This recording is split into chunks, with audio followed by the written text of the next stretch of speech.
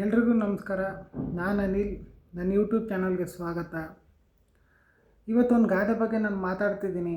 ಆ ಗಾದೆ ಯಾವ ರೀತಿ ಇದೆ ಅಂತಂದರೆ, ಉಗುರಲ್ಲಿ ಹೋಗೋ ಚಿಗುರಿಗೆ ಕೊಡಲಿ ಏಕೆ ಅಂತ. ಅಂದರೆ ಉಗುರಿನಲ್ಲಿ ಹೋಗ್ಬಿಡೋ ಅಂಥ ಚಿಗುರಿಗೆ ಅದನ್ನು ಕೊಡಲಿ ತಗೊಂಡು ನಾವು ಕಡಿಯೋಕ್ಕೆ ಹೋಗಬಾರ್ದು.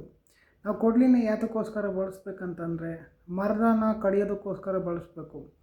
ಈ ಚಿಗುರು ಯಾವ ಥರ ಅಂದರೆ, ನಾವು ಕೈಯಲ್ಲೇ ಅದನ್ನು 2 ಬೆರಳಲ್ಲೇ ಕಿತ್ತಾಕ್ಬಿಡ್ಬೋದು.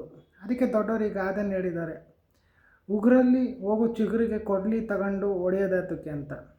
ಅಂದರೆ ನಾವು ಚಿಗುರನ್ನ ಕೈಯಲ್ಲೇ ಚಿವುಟಿ ಕಿತ್ತಿ ಬಿಸಾಕ್ಬಿಡ್ಬೋದು. ಅದನ್ನು ಬಿಟ್ಬಿಟ್ಟು ಆ ಚಿಗುರು ಮೇಲೆ ಪ್ರತಾಪ ತೋರಿಸ್ಕೊಂಡು, ತುಂಬ ಬಲ ತೋರಿಸ್ಕೊಂಡು ನಾವು ಕೊಡಲಿ ತಗೊಂಡು ಅದ್ರ ಮೇಲೆ ಕಡಿದ್ರೆ ಅದು ಏನೂ ಉಪಯೋಗ ಆಗೋದಿಲ್ಲ.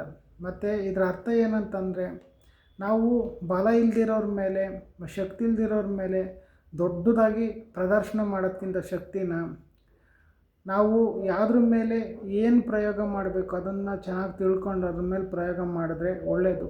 ತುಂಬ ಕಮ್ಮಿ ಶಕ್ತಿ ಇರೋದ್ರ ಮೇಲೆ ತುಂಬ ಬಲವಾಗಿ ಇದು ಮಾಡೋದು, ತುಂಬ ಬಲವಾಗಿರೋದ್ರ ಮೇಲೆ ಕಮ್ಮಿಯಾಗಿ ಶಕ್ತಿ ಪ್ರಯೋಗ ಮಾಡೋದು, ಇದರಿಂದ ಏನೂ ಉಪಯೋಗ ಆಗೋದಿಲ್ಲ. ಅದಕ್ಕೆ ದೊಡ್ಡವರು ಈ ಗಾದೆ ನೀಡಿದ್ದಾರೆ, ಚಿಗುರೆಲೆಗೆ ಕೊಡಲಿ ಏತಕ್ಕೆ ಅಂತ. ಅಂದರೆ ಮೇಯ್ನಾಗಿ ಸಣ್ಣ ಸಣ್ಣ ಸಮಸ್ಯೆಗಳಿಗೆ ತುಂಬ ದೊಡ್ಡದಾಗಂತಹ ಇದೆಯತಕ್ಕೆ ಅಂತ ಈ ದೊಡ್ಡವರು ಹೇಳಿದ್ದಾರೆ. ಹಾಗಾಗಿ ಗಾದೆ ನಿಮಗೆ ಅರ್ಥ ಆಗುತ್ತೆ, ಇಷ್ಟ ಆಗುತ್ತೆ ಅಂದ್ಕೊಂಡು ಇದ್ರ ಬಗ್ಗೆ ಮಾತಾಡಿದ್ದೀನಿ. ಯಾರ್ಯಾರು ನನ್ನ ಯೂಟ್ಯೂಬ್ ಚಾನಲ್ ಸಬ್ಸ್ಕ್ರೈಬ್ ಮಾಡ್ಕೊಂಡಿಲ್ಲ ದಯವಿಟ್ಟು ಸಬ್ಸ್ಕ್ರೈಬ್ ಮಾಡ್ಕೊಳ್ಳಿ.